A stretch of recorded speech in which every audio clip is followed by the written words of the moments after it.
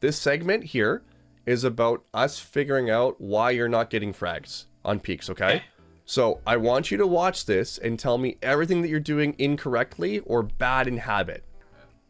We did something wrong here. What did we do? I kind of just walked.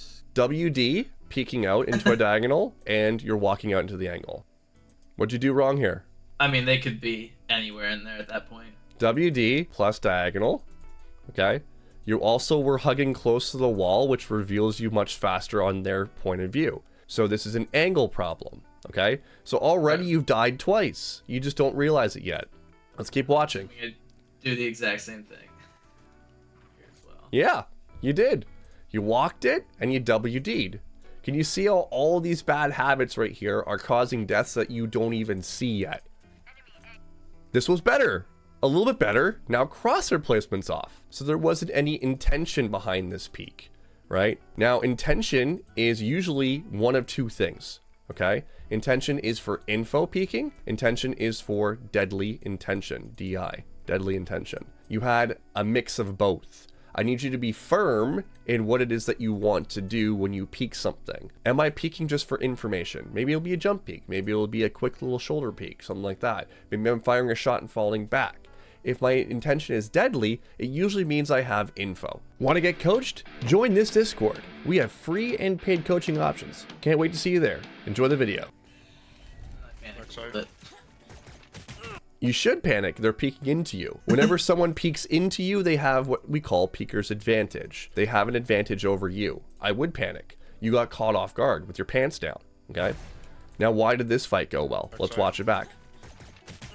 One direction peek, okay? And you peeked into them. They were out into the open. What did you do wrong here? WD, my crosshair placement's pretty trash. Yeah, it's low. Exactly. See how you can just do a quick little VOD review of yourself and see what you're doing in terms of holes for your own peaks. Like, this is the easiest thing. You don't even need a coach for this one. And the next time you submit a VOD, I want to see this cleaned up. It shouldn't happen on every single peak. If it happens on 80% of your peak, that's an improvement. But I want it to be like 20% of the time it happens. Very, very rare. And I promise if you do this, you will make it to plat easy. This right here is an easy fix. All you gotta do is move forward a little bit and then move to the left, okay, to peek this properly with a straight line. Every threat that you peek is a straight line. This is a threat. Why? My teammates are not occupying this area. That means it has to be a threat, so you peek it with intention. It's that simple. That's okay. You're adding a little bit of S key in here. What I need you to do too is add the GitHub app. You can put it off to the right hand side and it'll show us your key input so you can see it back for yourself. Now, you're standing still in what we call an on angle. You see all, like, we haven't even gotten 40 seconds into this yet, man. 40 seconds into it. All this stuff, mechanical stuff, that's easy to fix. Easy to fix. You're standing in an on angle, standing still onto it. Anyone swinging you here will instantaneously kill you like that. You have no chance to shoot back. That is Peeker's advantage. All within one round, we figured out every mechanical issue that you probably have that you will repeat throughout this entire VOD. In one round. So your homework is do another VOD, record yourself, and I want you to count how many times you do this. You just gotta take and then when you figure out where it's happening most commonly, and one of the spots that you'll see this most commonly is in showers, right? Because it's all tight. You gotta come up with a peeking strategy. Go into the game and think about how do I move so that every line is a straight line when I peek out. How do I move so every line is a straight line as I peek out, and keep moving up so it's straight. And that way, once you've done it over and over again, let's say you do it 10 times in a row, you go into a ranked match and it will start coming out naturally without you even thinking about it. Can you see the difference between this peak and the pistol peaks that you had? Like, look at this fight that you just had. This was brilliant. Minimap, you see him there, and everything is done on this plane, left and right moving. See how clean that fight was. Look how clean this fight was, right? How fast you killed them. This is what you're aiming for. When you're in deathmatch, I want to see this. You peeked out with one direction to the right. It was perfect. That's what I want to see more of. Let me just answer a question here. I find I can coach myself and spot lots of mistakes, and I consistently do well in DM. I know where this is going. I do really well in DM. I stand in the middle of the DM, and I flick around and do 180 degrees and shoot everybody in the face. Well, that's a little different than ranked matches, right? I'm not good at putting my understanding into real results. It just feels like My game understanding is way more than my game skill. So you're feeling like you're not quite getting the results from your actual mechanics. Let's take a look at this fight right here. So D-Man's putting himself in a position where he's taking pretty much a 50-50. Now, obviously, if you factor in Peeker's advantage, the advantage would go to the defender if he's standing still, okay? Let's disregard that point. This fight here is a common fight that you would see all the time on Bind, correct? If this is a common fight that you'll see all the time, is it possible that these players are more practiced on an angle like this? Probably yes, right? They've probably seen this fight several times. So if you are smarter than the opponent, but they're more mechanically sound than you because they've practiced more than you on a fight like this, why would you fight this angle? You might cage up and then challenge and fight them on a spot where they're not so comfortable. For example, if I cage here and allow myself to get to this position, and now that cage goes away and that opponent ends up peeking me, now the fight is awkward for them. Maybe they haven't trained for this fight as much as they've trained for this particular fight. I've used this example before as well. When I was on Fracture, I kept taking a 50-50 with this other player on the other side. And I said to myself about 3 fights, and I'm like, why the hell am I doing this? This is silly.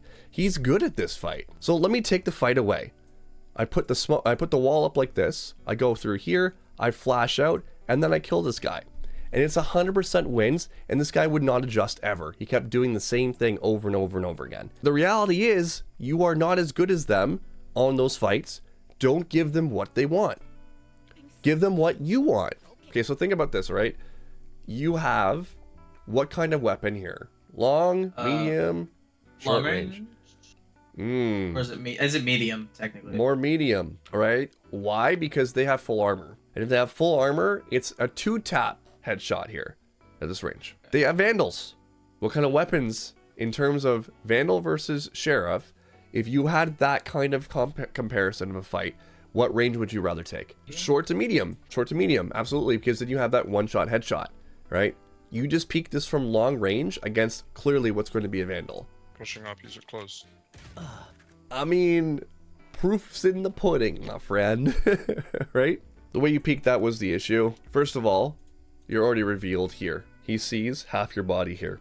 If he's on this angle, he sees half your body here because of how close you are to this wall. Crosshair placement, how close you are to the wall, these are all factors.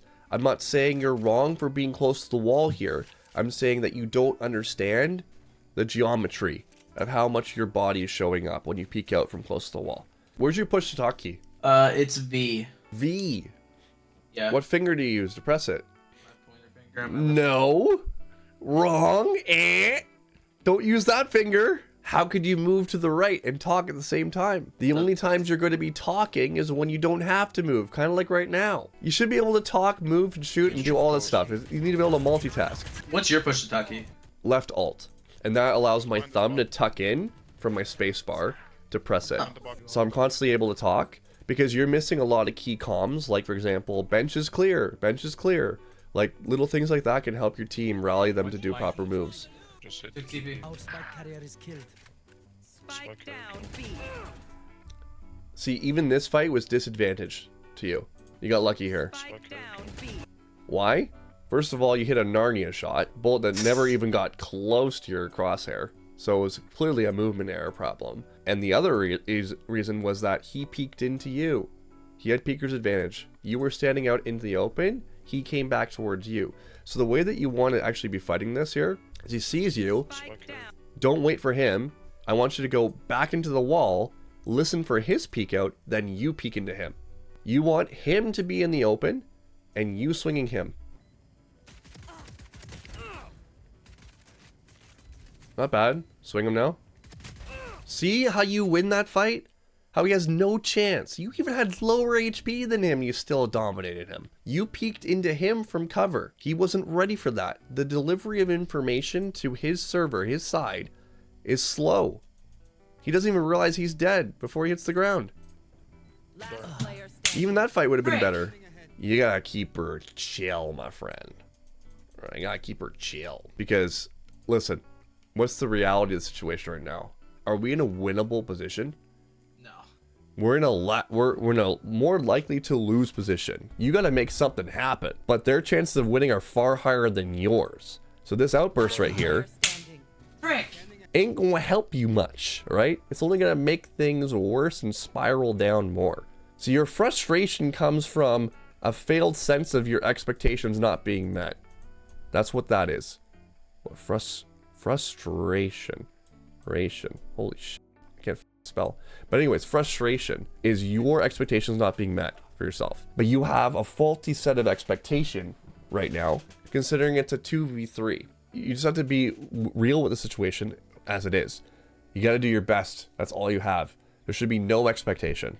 When is it right to hold a smoke and not? Peeker's advantage versus holding. When you're holding a smoke, it's usually beneficial. What we had there was the person was out in the open with no escape route, and the smoke was here.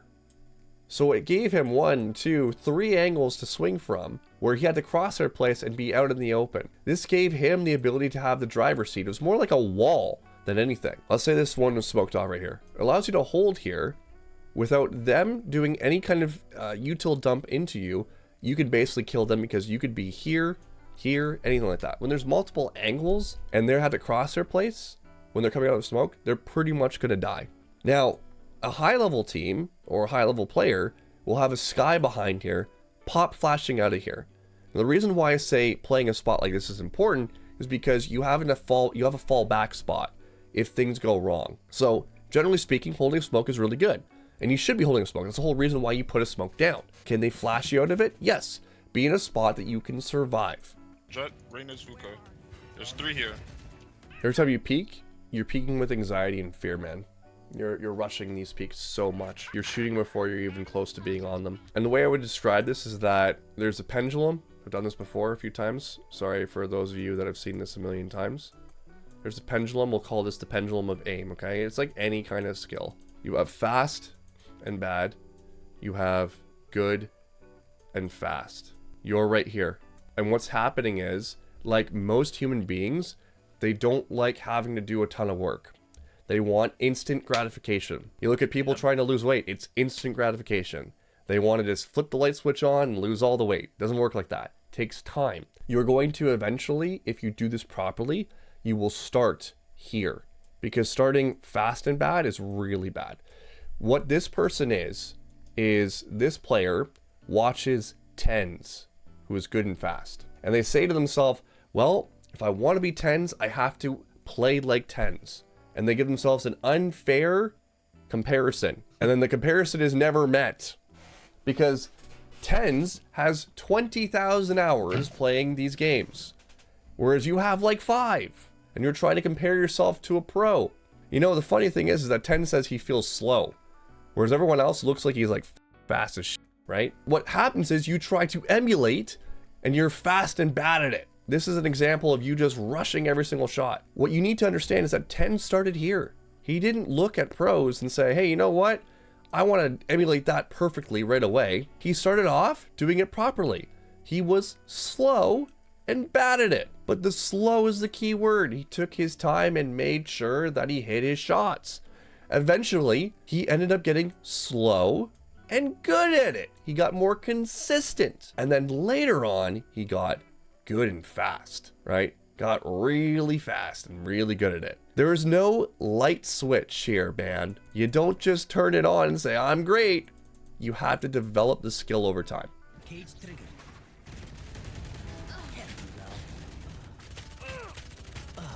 You would benefit, man, from so much deathmatch. You're not taking enough gunfights. 9 hours overall. 75 matches. Can you see why? It's kind of like, dude, you're riding a bike without learning how to ride it, and you're falling over, and then you're getting frustrated. You're like, man, why can't I ride this bike? It's like, maybe you gotta practice a little bit, right? If you look at a comp match, I've done this a million times, but look at a comp match, it's like 40 minutes average. In that time, you can get 4 DMs, right? Now, in an average comp game, you might get 40 fights in total, right? Not necessarily 40 fights that you've won, but 40 fights in total, give or take. In a DM, you're guaranteeing yourself at least 40 fights. So it's 4 times 4, or 40 times 4.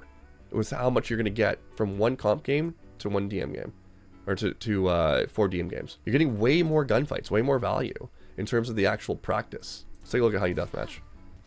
Okay, right away, I want you to stop moving when you spawn in. Stop right here because you have a spawn shield if you don't move. And the first thing you're going to do is train yourself to look up at this minimap and identify where the enemies are. Okay, you're going to flick your eyes and then you're going to decide what you're going to do and go. And you're going to keep that spawn shield. That way you don't get just like instantaneously one tap in the face. You're actually intentionally peeking things properly. So pause for a second. Fight. See the red dots? See how you just moved right away? And you did it with a diagonal. Again, right into a spot that could be a threat. You're not peeking with intention like you're peeking in an actual match. Move right away. Dead. See how that spawn shield? Just hold it for a second. Take a look at the top and now decide where you want to go.